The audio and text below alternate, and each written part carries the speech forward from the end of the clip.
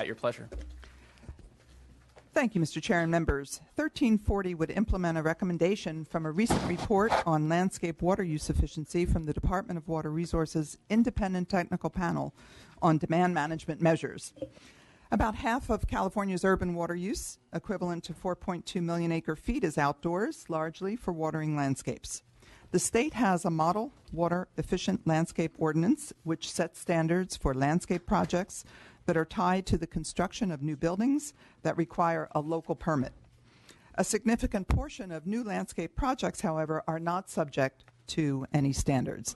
And this is the loophole that the DWR Special Independent Technical Panel suggested be closed. In most cases, owner-initiated landscape project 1340 would close that gap and require local governments to include in their local landscape ordinances a requirement that they permit the installation of any automatic irrigation system for a landscape of a certain size, or the expansion of an existing system that increases the area irrigated by 25% or more.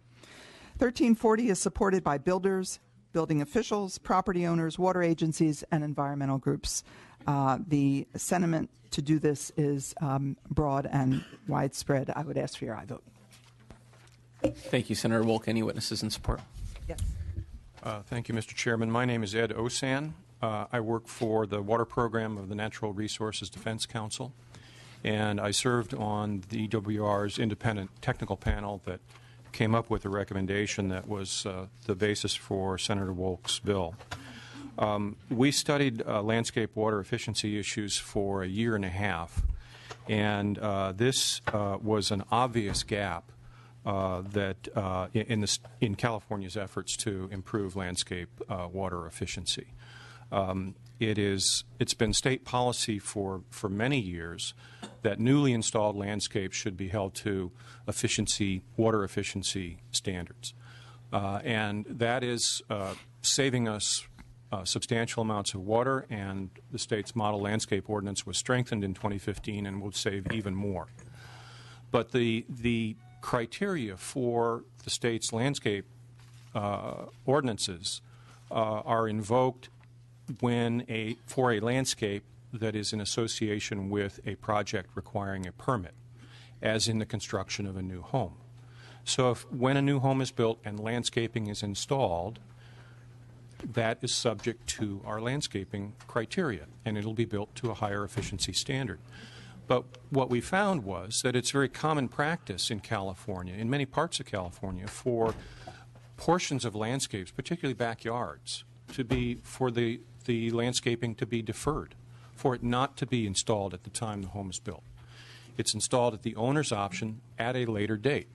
Well, under our current framework, those installations are not subject to any efficiency criteria. So that's the gap that Senator Wolk's bill is intended to fill.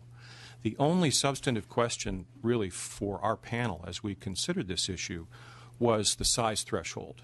What size projects should fall under this permitting requirement? And the concern particularly relates to residential projects, because there was a concern that there would be a large number of them as property owners begin to fill in their backyard with irrigated landscapes. So the threshold was recommended by our panel to be set fairly high, at least to begin with. We initially thought about 5,000 square feet, and we ended up settling on 10,000 square feet. That's a pretty sizable area for a backyard, if you think about it.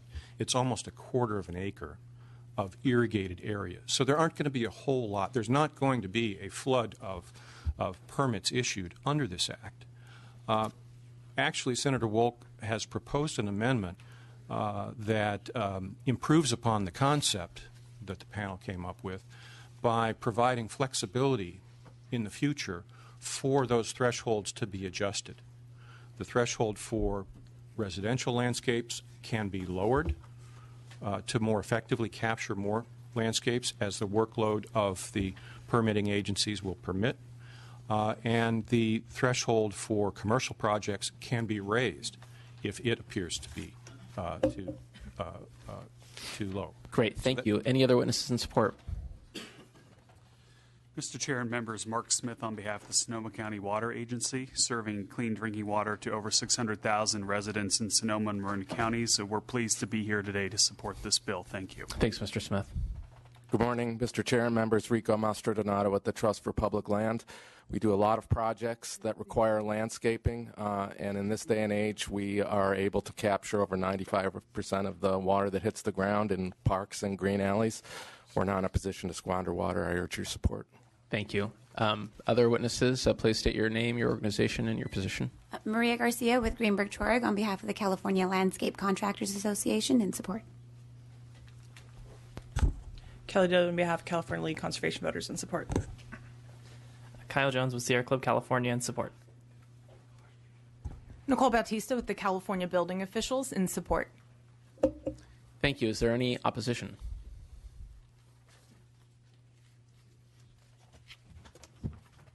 You can come up here.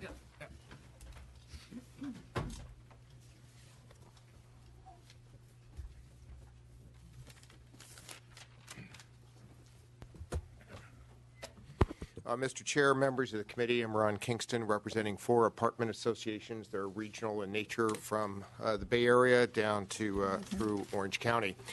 We've been talking with the author. I have no letter. We have one comment and one I have no request. information on it. I have no letter on that. I have nothing about that. We have been talking with Mr. Metropolis, Senator. All right, yeah, we more haven't than 2 received months it. ago. We haven't received a letter as well.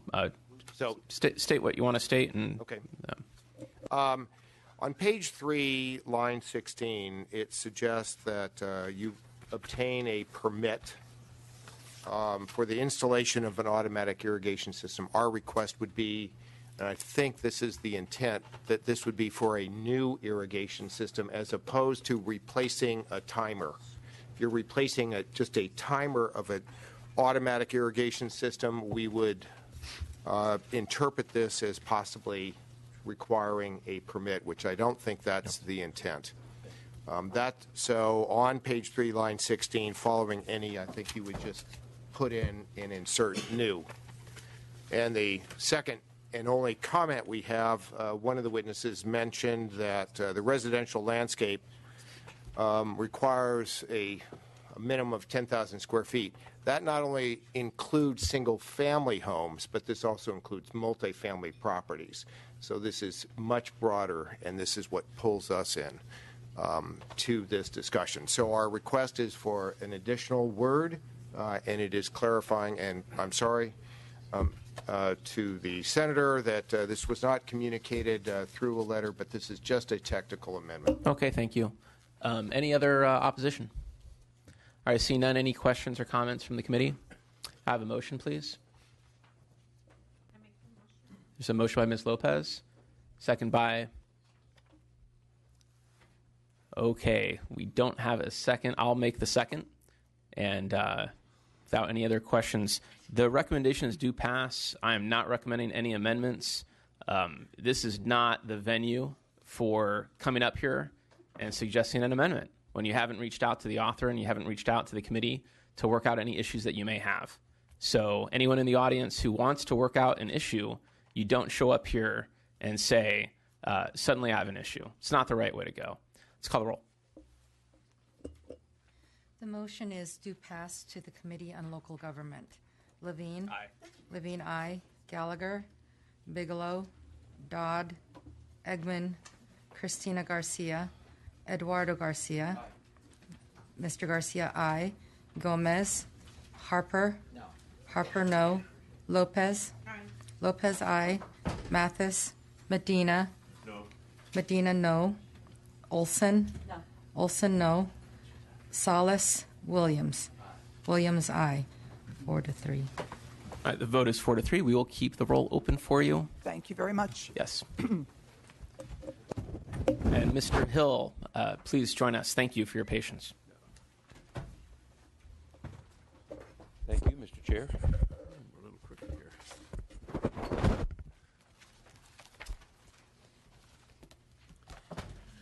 Good. Thank you, Mr. Chair. And first of all, this is SB 814. I'd like to accept both technical amendments in the analysis. SB 814 is about water conservation and ensures that no one can buy their way out of the drought. While most Californians have reduced their water use and face stiff penalties for waste, there are some Californians that use as much water as they want without any repercussions. There are hundreds of households statewide using more than 1 million gallons of water a year, far and above the average level of use. The biggest user consumed almost 12 million gallons in 1 year. Except for two that we know of, water agencies do not have policies in place to target and reduce this excessive water use. SB 814 fixes this gap by simply requiring every water agency to have a policy in place to curb excessive water use. They can meet this requirement in one of two ways: adopt an ordinance to identify and fine excessive water use, or establish a rate structure that imposes rate surcharges for excessive water use. If a water supplier chooses to adopt an ordinance, they would be able to take other actions before assessing a fine, such as issuing a warning, and any fine could be appealed. Finally, the bill only takes effect during a declared statewide drought emergency and when a water supplier implements mandatory water reductions for their customers. I've taken two sets of amendments to address concerns raised by water suppliers. By excluding water suppliers that aren't fully metered, I've narrowed the applicability of the bill, and I've built in substantial local controls. However, a number of groups continue to oppose the bill, arguing that it's a one-size-fits-all approach and that the state has relaxed its drought rules. I appreciate the sensitivity to the state telling locals what to do, but the fact remains. We are still in a drought, and Californians can be fined, as I know I can be in my driveway if I let water run out of the driveway onto the street, or if I wash my car without using a nozzle or a hose. Yet hardly any water users can be fined for consuming millions of gallons of water. And despite water supply improvements in some parts of the state, 60% of the state continues to be in severe drought. Most importantly, SB 814 only applies when a water supplier imposes mandatory water use reductions or when state regulators tell them to. If a water supplier has done away with mandatory water use reductions in accordance with the recent drought regulation changes, they don't have to implement SB 814. But should the drought worsen, which is a possibility, and mandatory water reductions are again imposed statewide, SB 814 will ensure that water suppliers have a process to curb excessive water use. Thank you for your indulgence, and I respectfully ask for an aye vote, members. Thank you, Mr. Hill. Any witnesses in support? Good morning. I'm Marlene Dumaine with the East Bay Municipal Utility District, and with these latest amendments, we're in full support. I want to thank the Senator and his staff very much. We've been working closely with them throughout the year and really, really appreciate your receptiveness and collaborative approach. Thank you. Kyle Jones with Sierra Club California in support. Thank you. Kelly Doe on behalf of California League Conservation Voters in support. Danielle Blassett with Municipal Utilities Association. We're actually in a neutral position, but we had substantial concerns when the bill first came out. But Senator Hill and his staff worked very closely with us on the importance of local flexibility for agencies and other issues that we had. And I really want to express our appreciation and thank you for your time. That sounds pretty close to support. Yeah. Any witnesses in opposition?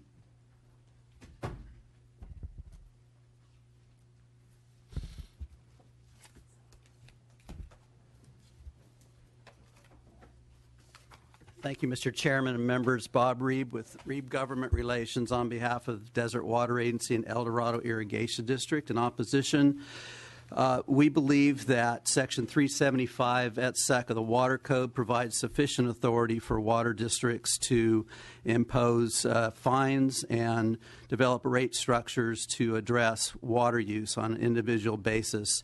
There's two concerns primarily with the bill aside from the state mandate versus local control. The first, while we appreciate the two options that the author has established in the legislation, clearly we believe the first one with respect to block tiers and rate surcharges likely fails a constitutional challenge under Proposition 218. As the committee members may know, this Capistrano decision clearly pointed out that whatever tiered rate structure that is adopted, it has to reflect the reasonable cost of providing service. And so if we're going to move beyond that and in essence adopt a punitive rate structure to send a pricing signal to excessive water users, then it probably fails on that basis. So then we're left with the second paragraph, paragraph 2. Here it would mandate that each water district would create a water budget for each parcel. And what that entails, briefly, Mr. Chairman, is to identify each parcel in your service area. For my clients, it's about over 22,000 parcels.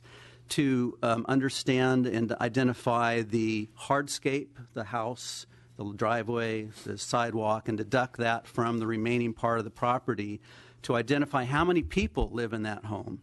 And so you have to go through this individual analysis, very expensive and time-consuming for a district. And then to get to the point where you can identify what excessive water use is. My clients believe that we are now moving from identifying and putting conservation mandates on the district as a whole to targeting individual property owners and telling them, limiting the use of their private property.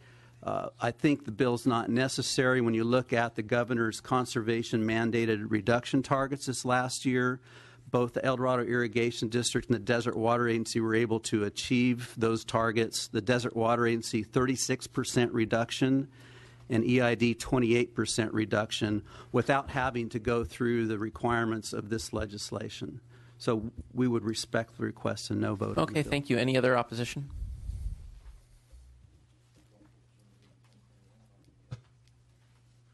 Mr. Chairman, members, John O'Malley representing Mesa Water.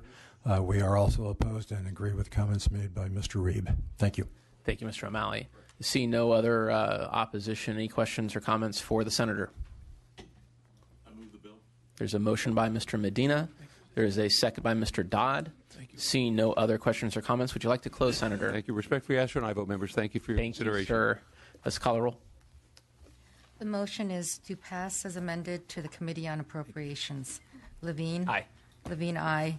Gallagher? Bigelow? Dodd? Dodd, aye. Eggman? Christina Garcia?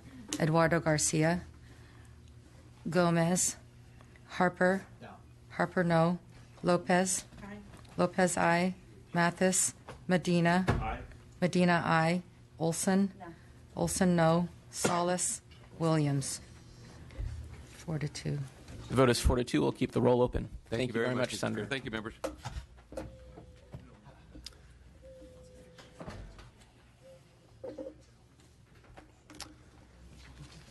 Mr. Lara, why don't you join us? I don't see anybody else. Yeah, thank you. As you please.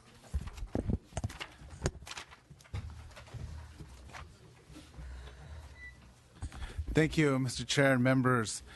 First, I accept the committee's technical amendments as noted in the analysis. I'll spare you the lengthy policy discussion as we've had this discussion before. Again, SB 1062 is a compassionate measure that protects elephants by prohibiting the use of bullhooks. The bill similar to SB 716 from last year, which would have actually criminalized the use of bullhooks,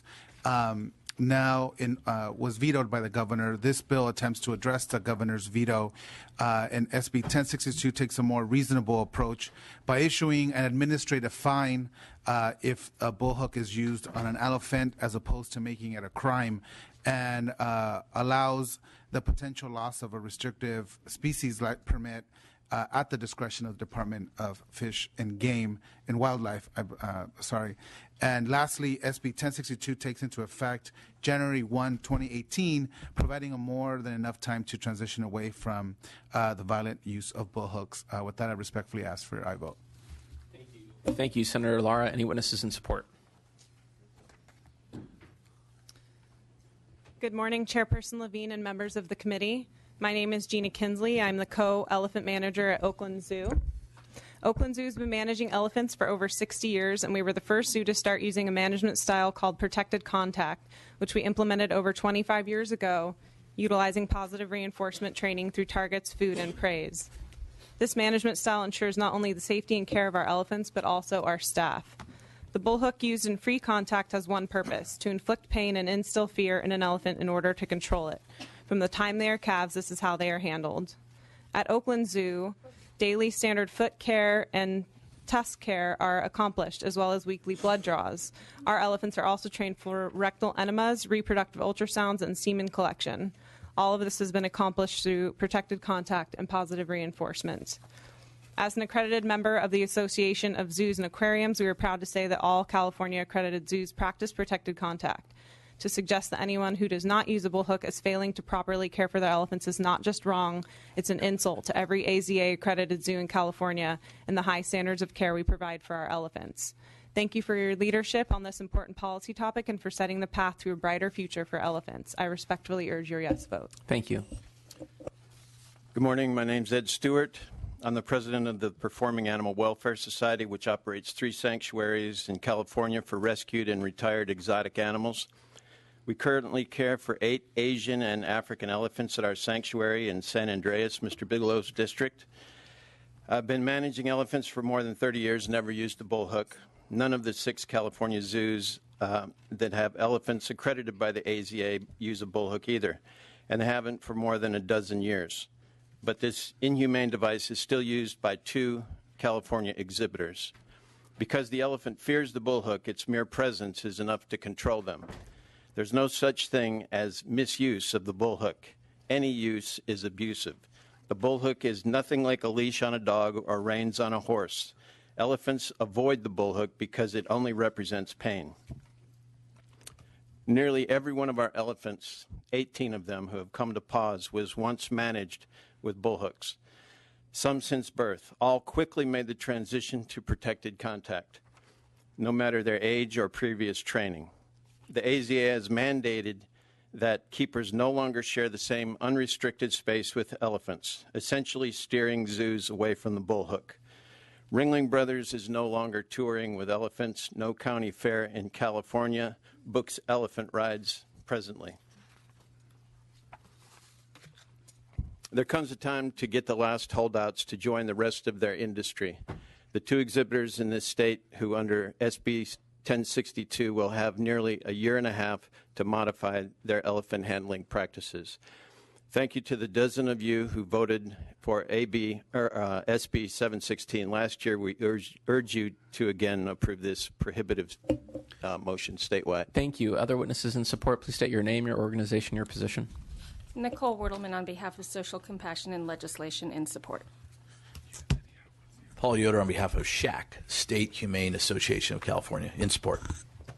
Good morning. Lisa Rodriguez with the Walker Group on behalf of California Association of Zoos and Aquariums. We strongly support this bill and want to thank the author. Thank you. Good morning. Jennifer Fearing here on behalf of the Humane Society of the United States, the Humane Society Veterinary Medical Association, and Best Friends Animal Society, urging strong support. Katie Van Dynes on behalf of the San Francisco SBCA and on behalf of myself, a Davis constituent, in support. Thank you. Good morning. Scott Sadler on behalf of the San Diego SBCA in support. Kyle Jones with Sierra Club California in support.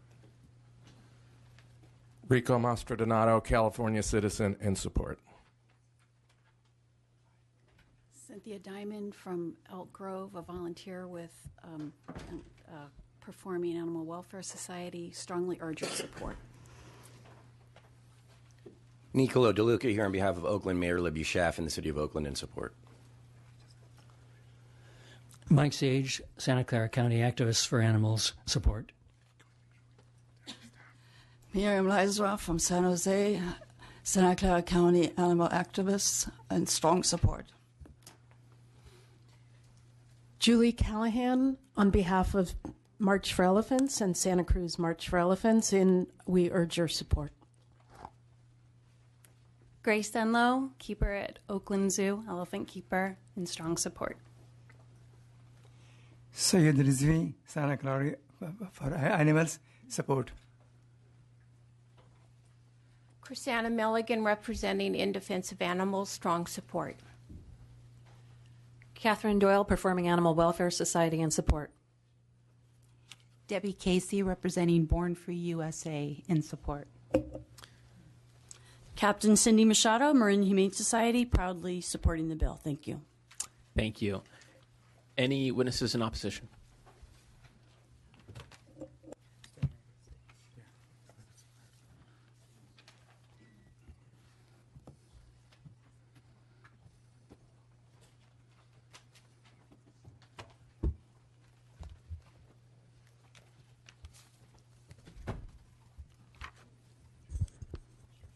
Hi. Good morning. Thanks for your time. My name's Sarah Conley. I'm a conservationist, and I'm here representing the International Elephant Foundation. We are a leading elephant conservation nonprofit whose goal is to secure the future for elephants. IEF, along with 356 elephant experts, veterinarians, conservationists, and research scientists, with a combined 6,212 years experience, all oppose SB 1062.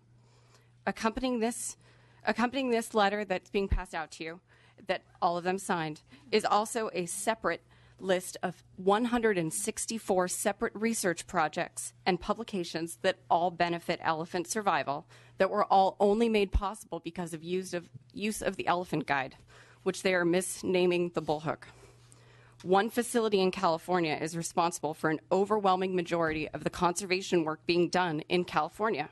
That's Have Trunk Will Travel.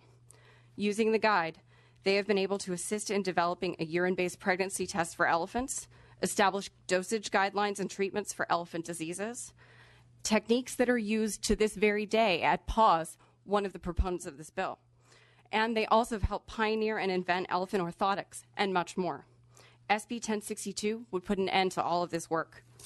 Seeing, and more importantly, meeting an elephant in person is key to saving the species. Contact inspires action. Chances are the people lobbying for this bill were actually inspired by meeting elephants in person. Without the guide, this contact becomes greatly restricted to an elite few. Guides not only allow keepers, veterinarians, and researchers greater access to elephants, but they allow elephants greater access to the world. Without the guide, elephants cannot leave their enclosures. But with the guide, they can share their wonder with those who can't afford expensive vacations, can't pay high ticket prices, or go to elite fundraisers. Allowing the greater public access to elephants means greater inspiration to save them. It's worthy of noting the lack of safe elephant habitat globally has necessitated that elephants and humans live together in peace.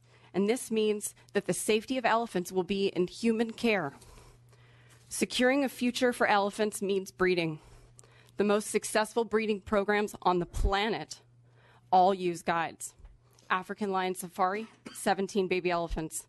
The Center for Elephant Conservation, 26 baby elephants. And Elephant Stay, 66 baby elephants. In AZA accredited facilities, 81 out of 94 elephant births have had keepers in shared space with elephants. That ensures the safety of both the keepers, mothers, and the babies. SB 1062 closes the door to that. Whether it's fighting for the species survival, like IEF and Asian elephant support, those setting industry standards, like the Zoological Association of America, or those trusted with the care of elephants, like the Humane Association of Zoo Veterinarians, the EMA, and the American Humane Association, the people on the front lines are trying to save an endangered species, and they all oppose this bill. Thank you. Next, please. My name is Katie Allion. I work with elephants at a facility accredited by the Association of Zoos and Aquariums. I am a professional member of the Elephant Managers Association and also serve on their ethics committee.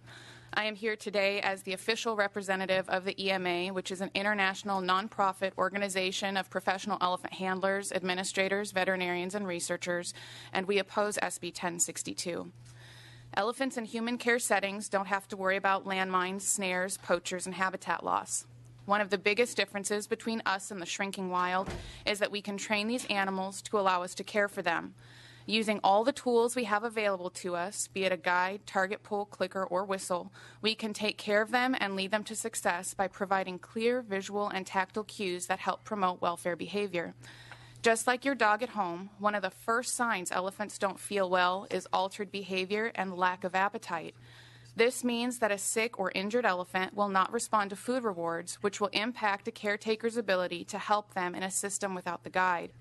Tasks like taking blood, medicating, and other physical checks could be rendered impossible with a sick animal that is trained to respond only to food rewards. In their letter to the committee, the American Association of Zoo Veterinarians states that removal of the elephant guide would be removing an essential safety and welfare tool and limits elephant caretakers and veterinarians from providing the highest standard of care and creates unnecessary safety concerns for veterinary and animal care staff. The facility I work at was reaccredited by the Association of Zoos and Aquariums in 2015. AZA has not banned the use of the guide, nor has it completely eliminated shared space management with elephants. Our facility has an approved prescription for physical therapy for our 52-year-old geriatric elephant, which requires us to share space with her. These therapies utilize target pulls in the guide to humanely maximize the value of her therapy to increase her quality of life. Just like a child may not understand the significance of completing important and needed physical therapy exercises, elephants may need to be encouraged to participate in valuable therapy sessions. There are cases where an elephant was so critically ill and unresponsive that had it not been for the additional ability to give the elephant tactile cues from a guide, the elephant would not have survived. Criminalizing the guide would remove a proven, safe, and humane tool from the toolbox of elephant care professionals and would impair their ability to decide what's in the best interests of a compromised elephant in that situation. You would be taking a tool away from the people who possess the professional judgment and experience to humanely incorporate it into a successful treatment plan. This would inherently limit the opportunities to provide full welfare for these magnificent animals. Good elephant caretakers will tell you that limiting your options for the tools available to provide for all aspects of elephant care is not only unacceptable, but it is also irresponsible. It is no different than taking away a trusted and safe medication from a veterinarian. Moreover, this bill would force all elephants in California to be managed behind barriers. Can you imagine what your dog would go through if one day they were forced to stay in a kennel, never go on a walk with you, never sit in your lap again? While some elephants, like aggressive adult males and by extension their caretakers, benefit from management behind barriers, those elephants who thrive in free contact would have their welfare diminished significantly by criminalizing the guide, the tool that permits this type of management. Please oppose SB 1062 and allow the existing laws and regulations which currently protect elephants to continue to work. Thank you for your time, and I'd be happy to answer any questions you may have for me. Thank you very much. Other witnesses in opposition, please state your name, your organization, your position. Carrie Johnson with the Elephants that Have Trunk will travel, Paris, California, in opposition.